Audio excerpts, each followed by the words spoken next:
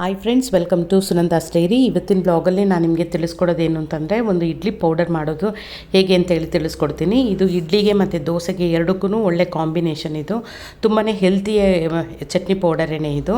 ಇದನ್ನು ಹೇಗೆ ಮಾಡೋದು ಅಂತೇಳಿ ಮೊದಲಿಗೆ ನೋಡೋಣ. ನಾನು ಮೊದಲಿಗೆ ಸ್ಟವ್ ಮೇಲೆ ಒಂದು ಪ್ಯಾನ್ ಇಟ್ಕೊಂಡಿದ್ದೀನಿ.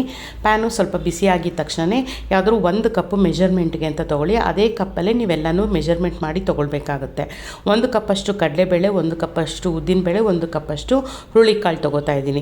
ಹುರುಳಿಕಾಳಲ್ಲೂ ತುಂಬಾ ಹೆಲ್ತ್ ಬೆನಿಫಿಟ್ಸ್ ಇದೆ. ಮತ್ತು ಉದ್ದಿನಬೇಳೆನೂ ನಾನು ಬಿಳಿದು ತೊಗೋತಾ ಇಲ್ಲ, ಕಪ್ಪದು ತೊಗೋತಾ ಇದ್ದೀನಿ. ಸಿಪ್ಪೆ ಸಮೇತನೇ ತೊಗೊಂಡು ಇದನ್ನು ಫ್ರೈ ಮಾಡ್ಕೊಳ್ತಾ ಇದ್ದೀನಿ. ಇದು ಲೈಟ್ ಫ್ರೈ ಆಗಿದ ತಕ್ಷಣ ಇದಕ್ಕೆ 3 ಸ್ಪೂನಷ್ಟು ಫ್ಲ್ಯಾಕ್ಸ್ ಸೀಡ್ಸ್ ಹಾಕ್ಕೋತಾ ಇದ್ದೀನಿ, 3 ಸ್ಪೂನಷ್ಟು ಹುರ್ಗಡ್ಲೆ ಹಾಕ್ಕೋತಾ ಇದ್ದೀನಿ, 3 ಸ್ಪೂನಷ್ಟು ಪಂಪ್ಕಿನ್ ಸೀಡ್ ಹಾಕ್ಕೋತಾ ಇದ್ದೀನಿ.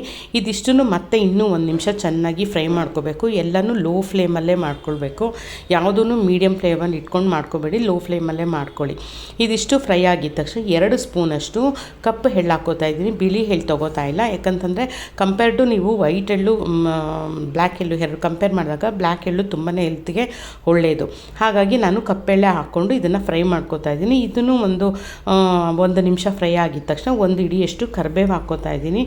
ಇದನ್ನು ಹಾಕ್ಕೊಂಡು ಚೆನ್ನಾಗಿ ಫ್ರೈ ಮಾಡ್ಕೊಳ್ಬೇಕು. 1 ಹಿಡಿಯಷ್ಟು ನೋಡಿ ಕರಿಬೇವು ಹಾಕ್ಕೊಂಡು ಇದನ್ನು ಚೆನ್ನಾಗಿ ಫ್ರೈ ಮಾಡ್ಕೋಬೇಕು. ಎಲ್ಲನೂ ಲೋ ಫ್ಲೇಮಲ್ಲೇ ಇಟ್ಕೊಂಡು ನಾವು ಫ್ರೈ ಮಾಡಿಕೊಂಡ್ರೆ ಈ ಪೌಡ್ರ್ ಮಾಡಿ ನಾವು 1 ತಿಂಗಳವರೆಗೂ ಹೊರಗಡೆನೇ ಇಟ್ಕೋಬಹುದು. ಫ್ರಿಡ್ಜ್ ಬೇಕು ಅವಶ್ಯಕತೆಯೇ ಇರೋದಿಲ್ಲ ನಮಗೆ. ತುಂಬಾ ಹೆಲ್ತ್ ಬೆನಿಫಿಟ್ಸ್ ಇದರಲ್ಲಿ ಇದೆ. ಇದು ನೀವು ಒಂದ್ಸಲ ಟ್ರೈ ಮಾಡಿ ಫ್ರೆಂಡ್ಸ್, ತುಂಬಾ ಚೆನ್ನಾಗಿರುತ್ತೆ, ಟೇಸ್ಟಿಯಾಗೂ ಇರುತ್ತೆ.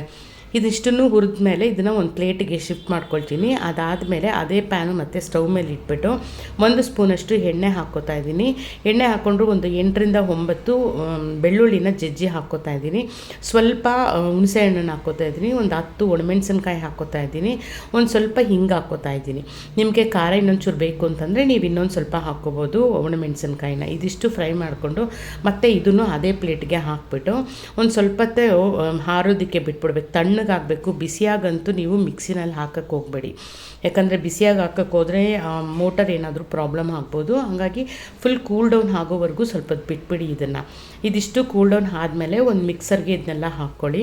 ಹಾಕ್ಕೊಂಡು ಇದಕ್ಕೆ 1 ಸ್ಪೂನಷ್ಟು ಬೆಲ್ಲ ಮತ್ತು ರುಚಿಗೆ ತಕ್ಕಷ್ಟು ಉಪ್ಪು ಇದಿಷ್ಟೂ ಹಾಕ್ಕೊಂಡು ನೈಸ್ ಪೌಡರ್ ಮಾಡ್ಕೋಬೇಕು. ತರ್ತರಿ ಮಾಡ್ಕೊಳ್ಳೋಕೆ ಹೋಗಬೇಡಿ, ನೈಸಾಗಿ ಪೌಡ್ರ್ ಮಾಡಿಕೊಂಡು ನೀವು ಇಡ್ಲಿಗೆ ಮತ್ತು ದೋಸೆಗೆ ಸ್ವಲ್ಪ ತುಪ್ಪ ಅಥವಾ ಎಳ್ಳೆಣ್ಣೆ ಏನಾದರೂ ಹಾಕ್ಕೊಂಡು ತಿಂದರೆ ತುಂಬಾ ಟೇಸ್ಟಿಯಾಗಿರುತ್ತೆ. ನೀವು ಒಂದು ಸಲ ಟ್ರೈ ಮಾಡಿ ನೋಡಿ ಫ್ರೆಂಡ್ಸ್. ನೋಡಿ, ಇದಿಷ್ಟಾದಮೇಲೆ ಒಂದು ಪ್ಲೇಟಲ್ಲಿ ಇದನ್ನ ಹಾಕ್ಕೊಂಡು ಸ್ವಲ್ಪ ತಣ್ಣಗೆ ಹಾಕಕ್ಕೆ ಬಿಟ್ಬಿಟ್ಟು ಆಮೇಲಿಂದ ಒಂದು ಗ್ಲಾಸ್ ಬಾಟಲ್ ಹಾಕ್ಬಿಟ್ಟು ಏರ್ಟೈಟ್ ಬಾಟಲ್ ಹಾಕ್ಕೊಂಡು ನೀವು ಹೊರಗಡೆನೇ ಇಟ್ಕೊಂಡು ಇದನ್ನು ಯೂಸ್ ಮಾಡ್ಕೋಬೋದು. ನಿಮಗೆ ಈ ವ್ಲಾಗ್ ಇಷ್ಟ ಆಗಿದೆ ಅನ್ಕೋತೀನಿ. ಇಷ್ಟ ಆಗಿ ಲೈಕ್ ಮಾಡಿ, ಶೇರ್ ಮಾಡಿ, ಸಬ್ಸ್ಕ್ರೈಬ್ ಮಾಡಿ ಫ್ರೆಂಡ್ಸ್.